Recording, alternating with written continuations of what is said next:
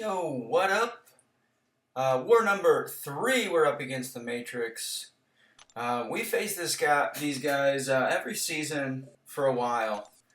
Last season, we faced them in the third war, and we lost to them then. So they're always really good. They're always usually, in the 5 death range. So we know we got to be good, and we've been pretty bad the first 2 wars.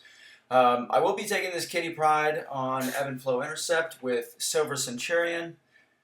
So I'm just kind of scouting around, but I'm actually going to end up taking my Section 2 path after the boss has been cleared. So won't have to worry about high ground for 2 of the defenders back there, a mcoc on node 25 and then that White Magneto. But I'm going to bring in Human Torch, Silver Centurion, and then Mole Man for a couple fights.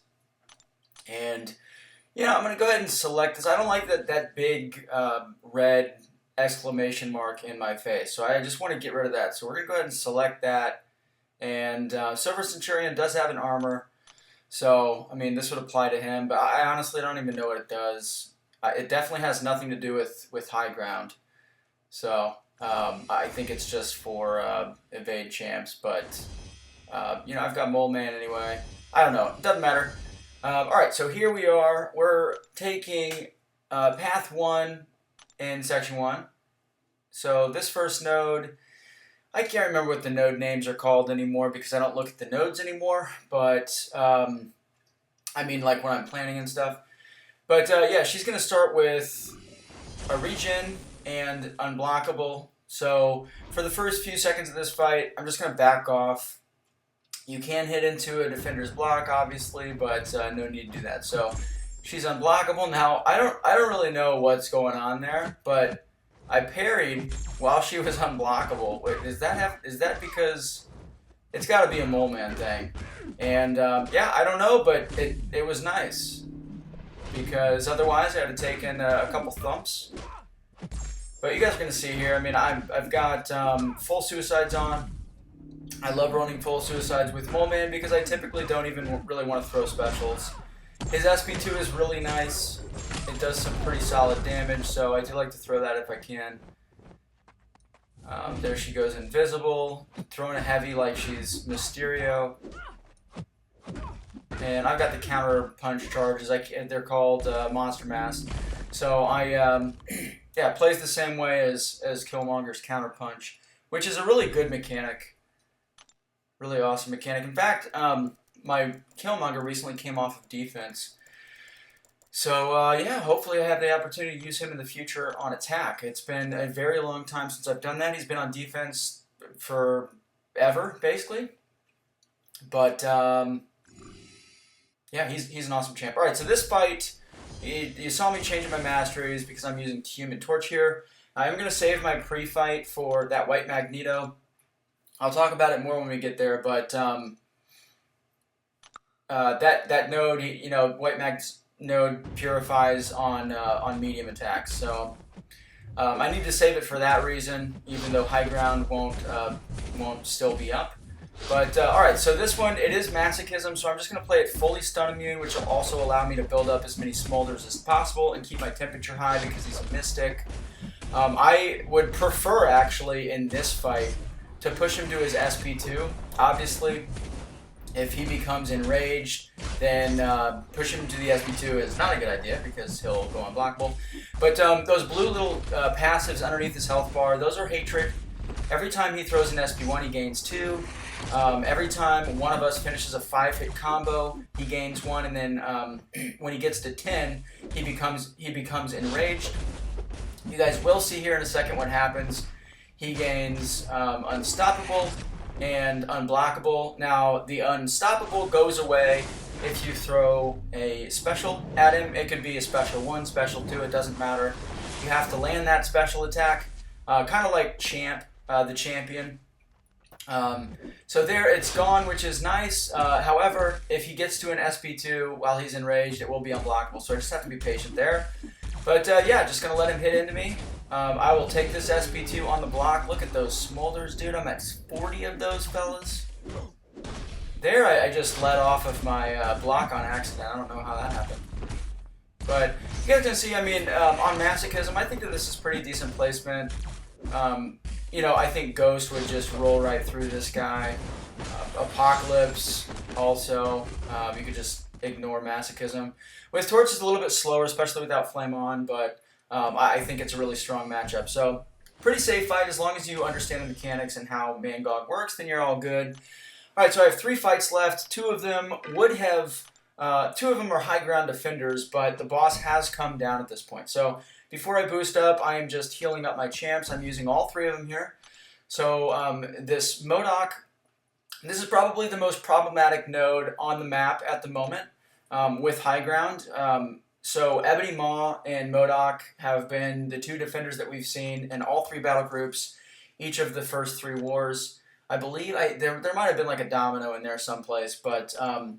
yeah, the interaction with Footloose and High Ground is just, it's pretty extreme. So we're just going around, we'll clear the boss, unlink this so that we can take it unlinked. Now, because High Ground is not active anymore, you know, you could use Quake here.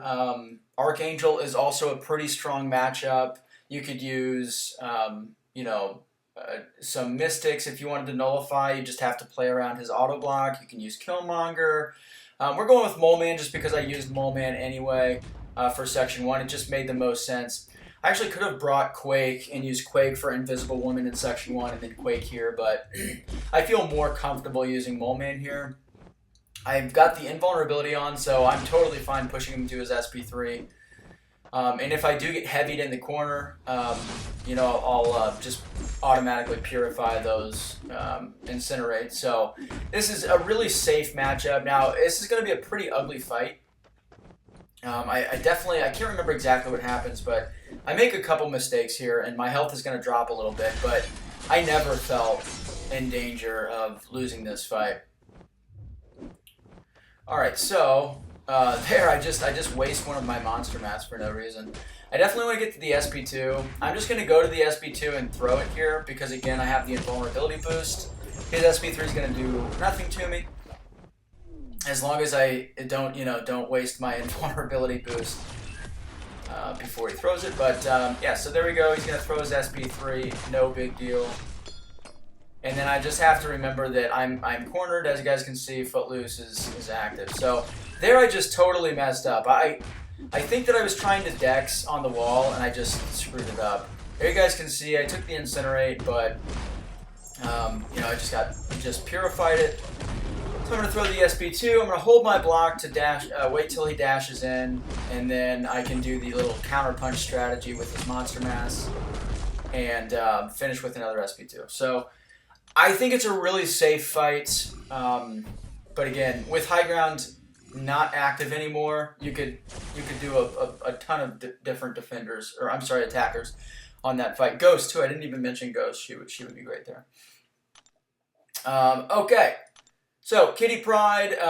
You guys should know from my last war video how she works. Basically, you just don't want to crit her. And if you parry her, she's going to gain a couple prowess. If you passively parry her, like with a guidance, she'll gain 3. And on this node, obviously, you need to be able to intercept her. That's why she's placed here. So if she has, you know, 3 or more prowess, I think, or 5, I can't even remember, but you just don't want her to have prowess. Now, my strategy here, because I do need to intercept her to get off big damage, I'm just going to build up my power meter. If I get an intercept naturally, like if she just runs back, then I'll play into it, but I'm not going to worry about it. There, I feel like that was an intercept. I guess it doesn't really matter, but I think that she was running at me. But anyway, all right. So I like to push her to the SP2 because it's just it's a non-projectile. You can, well, I mean, I guess it's technically a projectile, but you can outrange it. All right, so there I get the intercept. I'm locked on. You guys can see the little green passive underneath. And look at that burst damage, just freaking crazy. Alright, and she gets her protection back, but it doesn't even matter. I was about to dash back to do another intercept, but I didn't even realize that she was about to die. So Silver Centurion is really cool. You're going to see a lot more of him in my war videos.